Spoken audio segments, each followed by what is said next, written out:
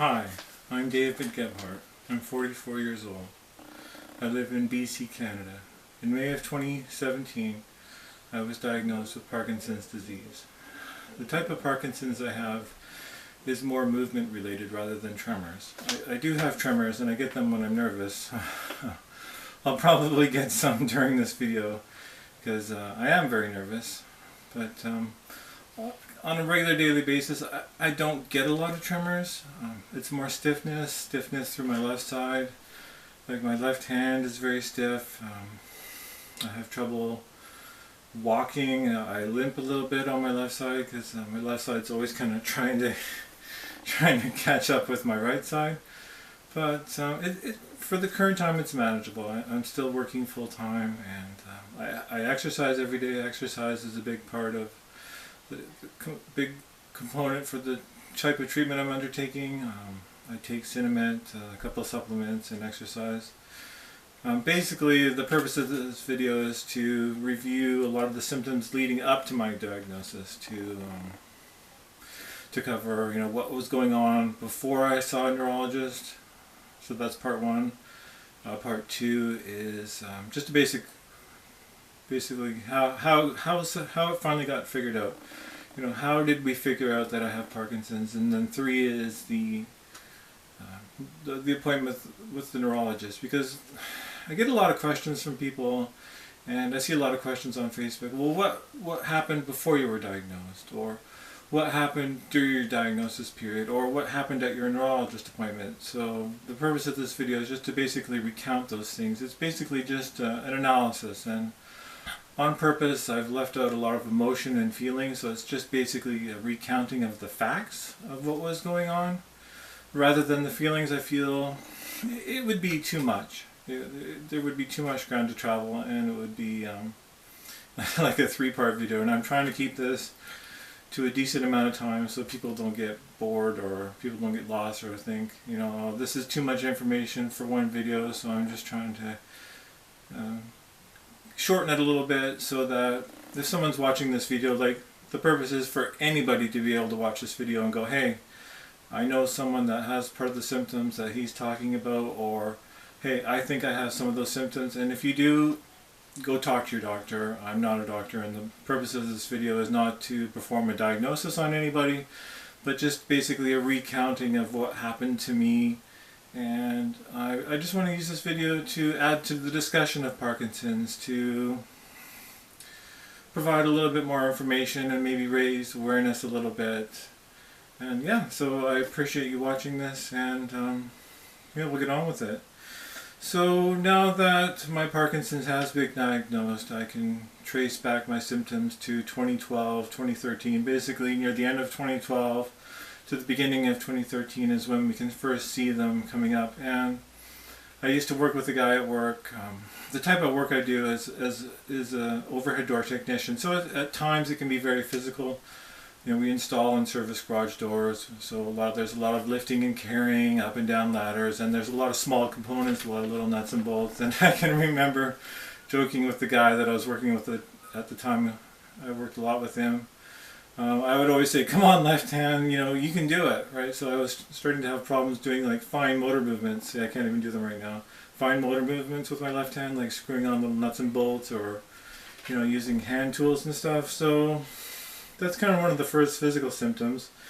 One of the first mental symptoms, and I bring up mental symptoms because I've also been diagnosed with a mild cognitive impairment. So it just means my memory works a little bit slower than it used to. I have trouble recalling things. I can still access the information, but it's like, when you're pulling on a sticky drawer, it doesn't want to come out. So sometimes it's kind of like that. I'll be talking to someone, they'll go, hey, do you remember when? And I'll be like, so it'll take me a little bit longer to access the memory files. So the first mental symptoms that I can remember were in 2013, and there was a very stressful situation at work, and I'm kind of like the second in command at the company I work at. So when my boss, who is actually a very good friend of mine, is gone from work, I kind of take charge, and there was a very stressful situation, and I had a lot of trouble dealing with it. It was making decisions, what should I do in this situation? Should I do this? Should I do this? And it became very overwhelming, so I ended up having to phone him at the hotel he was at in another country, and it's kind of embarrassing for me to do that because there were a lot of times he had been gone in the past and stressful situations had come up, and I had dealt with them, okay. I wouldn't make the same decisions that he would make because, I'm different, but I would get through it. But this is the first time that I really found it overwhelming, and my wife was so concerned that she ended up phoning her father, my father-in-law, to try and figure out what was going on with me. So I've written a little script, and I'm just following this here. So, going forward from those years, and I've checked records to verify these dates. Going forward from those years, my physical symptoms continued to get worse. I was constantly trying to figure out what's wrong with me. Is it the type of work I'm in, or am I getting older? I'm only 37, 38, 39, 40 years old. I shouldn't be struggling with these physical symptoms. So I tried different things, changing my footwear, changing my clothes, getting massages, and I would see a massage therapist, and I would get a massage, and I'd walk out feeling a lot better, but the next morning I'd be like, did I have a massage? It was very frustrating. And because of the type of work I do, I was starting to have a lot of problems, like specifically on my left side. It kind of started in my left hand, and then it gravitated to my shoulder, and then it kind of went down my leg to my foot. And so I had a lot of problems in my left shoulder, and a lot of the work we do at work is winding springs, so there's a lot of lifting like this with your arms. And I'm like, I'm getting like spring winding syndrome. I don't know if that's the exact term or not, but yeah, and then I was doing a lot of stretches, massages, therapy, and then I started to limp in my left leg, and then we attributed that to an accident I had at work a few years earlier in my right foot, where I got 3 surgeries on my right foot. But that doesn't make sense, because why would I be limping on my left when the symptoms were on my right? And up to this time I hadn't been having any tremors, which a lot of people do know is a common symptom for Parkinson's. So one of the symptoms that, now that we know I have Parkinson's, my sense of smell was beginning to go as well, because I'd be with my wife out somewhere and she'd be like, do you smell that? That's like disgusting. We'd be passing like, a garbage can or something. I'd be like, what are you talking about? Or I'd be, with my partner at work, and he'd be like, do you smell that? That smells like propane or gas or whatever, right? Something on a construction site, they'd be painting. He was like, oh, we got to get out of here, it stinks. I'm like, what are you talking about? I can't smell anything. So that was something else that was going on. And then in 2015, I started to have some vision problems. I started seeing double. Not all the time, but at certain situations, you'd be like, oh, I'm seeing double, and it wouldn't go away. It would kind of stick, right? It'd last for 2 or 3 minutes, and then I'd, do some blinking and close my eyes for a little while, and I'd correct it. But that's something else that happened. Then in October of 2016, we went on a missions trip to Mexico to help build a school, and my motor symptoms were so bad that I was having trouble helping with the work. One of the things I brought to the table, I do a lot of wiring at work, like running wires, connecting wires, hooking things up. So I was helping the electrician there, and I was struggling doing the work, pulling the wire, making wire connections. And the motor symptoms were so bad on my left hand that I couldn't do a lot of that. And my emotional problems began to increase. Stressful situations at work would throw me a curveball. I just could not deal with it. Deep conversations with my wife, I would lose control and get really upset or emotional or start crying, and this is really strange for me to do that. Changes in my schedule, my routine would throw me off. Like if I was doing something on a Monday, that's what I did on a Monday, and a Tuesday, that's what I did on a Tuesday. So when things would swap a day, I would have problems with it. Or going shopping in the grocery store, like I would have to walk the aisles a certain way. And if that routine changed, it really upset me. I'm just checking my notes here. I don't want to miss anything that I think was important.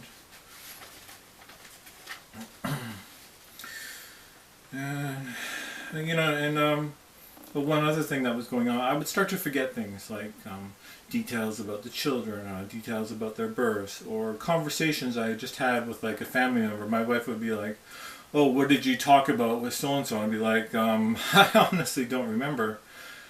So these are some of the things that were going on. So that's kind of part one, things that leading up to my diagnosis and how we figured it out. Well, we didn't figure it out. It was actually my family doctor. In late February of 2017, I'd been seeing my doctor on a regular basis every 2 weeks for an unrelated problem. I was having plantar warts on my left foot, so I had to keep going in there and getting them frozen. And he looked at me one day and goes, "Are you stiff?" And I was kind of sitting like this. I'd be like, "Yeah, I've been stiff for a long time." And so I told him a bit what was going on.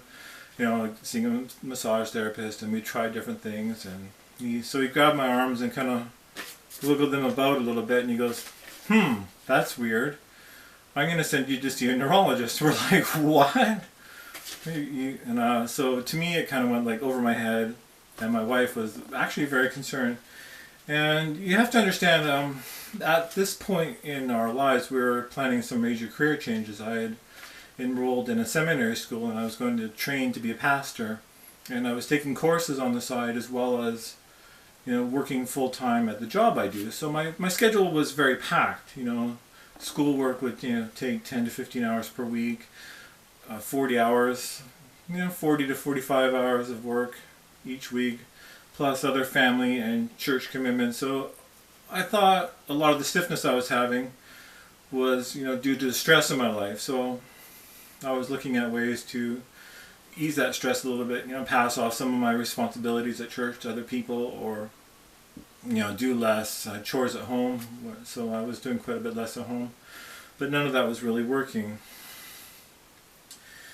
And we're actually not friends, but we're on a very casual basis with my family doctor. So we told him a lot of the things that were going on in our lives, and he was like, before you do that, just make sure you have medical treatment here or medical treatment there, wherever you're going. And we had also been looking at buying an apartment in the city to move down to closer to the school that I was going to attend. And we were actually in the process of making an offer on an apartment, and my wife said, "We're not doing that anymore." And I'm like, "Yes, we are. We're going to do that."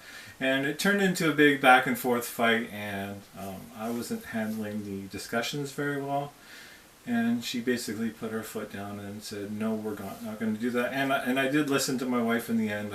I caved in, and I'm glad I did, because of what's coming up in the story. A family member first noticed my symptoms in March of 2017. I was at a funeral, and my uncle was there, and he started asking around, "Is there something wrong with David? He does not look well." And so that was very disconcerting, because I was like, "I'm fine. What are you guys talking about? I'm just a bit stiff." And my mental symptoms also were increasing at that time. I was having problems, starting to have problems at school, because I was really good at writing essays, but it was coming to the point where writing one sentence in an essay would take an hour, and I actually took a week off of work to complete an assignment, which was very unusual for me. And I became very nervous talking in front of people. I'm a little nervous now, but that's kind of when my tremors would come on.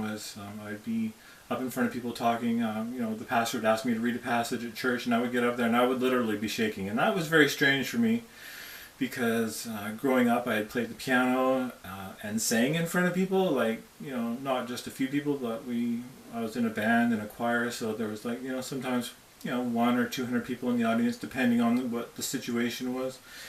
And I was never nervous before, so it was really weird. So just to show you how concerned my family doctor was, on May 28th, 2017, we finally got to see the neurologist, and it was, if you look up the date, it's a Sunday. So every time I'd gone in to see my family doctor to deal with my plantar wart, he was like, "Has the neurologist called?" I'd be like, "No." He's like, I'm going to get on the guy. And he came up and saw me on a Sunday, which was very unusual. So the neurologist appointment, seeing the neurologist consisted of 3 parts. He did a questionnaire, a physical examination, and then he delivered his diagnosis. The question period was actually the longest part. he asked a number of questions. I don't remember them all, but he asked if I was exposed to certain toxins and pesticides, which were no. If I had violent dreams, yeah, my dreams were actually becoming extremely violent. Sometimes it concerned me because I hadn't had that before. Alcohol and drug consumption, so, I was honest. I drank from time to time, and, certain times in my life I had smoked marijuana. What my state of sense of smell was in, that's when I connected the dots to be like, oh, wow, yeah, I've actually lost quite a bit of my smell. Vision problems, any physical problems. He asked about all my accidents and surgery, so I hurt myself playing basketball a number of years ago, so I told him about that surgery and the accident at work where I fell off the ladder and had 3 surgeries on my foot. There's a history of varicose veins in my family, so we went into all that, none of which, applied to Parkinson's. And then asked, what diseases are in my family, and there was only maybe one person, a great uncle, that I think had Parkinson's, but I wasn't sure, so nobody that I know in my family had it. And so when that thorough question period ended, I did a very short physical exam. I walked up and down a hallway, and he watched how I walked, and my left arm, kind of sits at my side, and was it moving at all? So he picked up that. Then he checked my reflexes, where they knock on your knees and elbows. And then, I had to kind of like flip my hand back and forth, snap my fingers, both of them. And follow, you follow his finger up and down, then you gotta like touch your nose. And then he had me touching something really cold and wanted to know the difference between sensation. And actually on my right hand it was a lot colder than my left hand. I thought that was interesting, and he kept saying, so that was kind of funny. And then we got the diagnosis, and he was actually very caring and gentle. I really like my neurologist. He kept referring to my issue as Parkinsonism, and he wanted to be very cautious in his diagnosis because he explained at a later appointment that my symptoms actually presented very uniquely. He felt it was a difficult diagnosis because I didn't have a lot of the tremors, so he ordered a large number of blood tests, at least 5 or 6 vials. Almost every box on the piece of paper was checked. Then I got 2 MRIs at different times, and then I also went to see another neurologist who confirmed his diagnosis, and then so I want to make sure I got everything here. Yeah, because he wanted to rule out other diseases and other causes, which was the most important thing, because there could be a lot of things that could cause my symptoms, and Parkinson's is a very clinical diagnosis. It's not one where you just go out and get a blood test and go, oh, hey, this is what the blood test says. It's more of a question and answer. And then he said the big test was taking Cinnamate, which is a levodopa-carbidopa combination. So he says, basically, I want to rule out these other things before I confirm your diagnosis, but if this drug that I prescribe you works, it's likely that you do have Parkinson's. And I filled my prescription that very day and took my first pill the next day, and just like that, my symptoms got better. So basically the drug did confirm it, but it was very important that I get these other things ruled out as well. And yeah, I'm planning on making some other videos in the future. I hope you find this informative. If you feel that you do have some of these symptoms that I've talked about, I encourage you to seek medical attention. And everyone's symptoms are a little bit different. Everyone presents a little bit different. That's one thing I've learned on Facebook and talking to a lot of other people with Parkinson's. And I hope you enjoyed this video, and thank you for listening.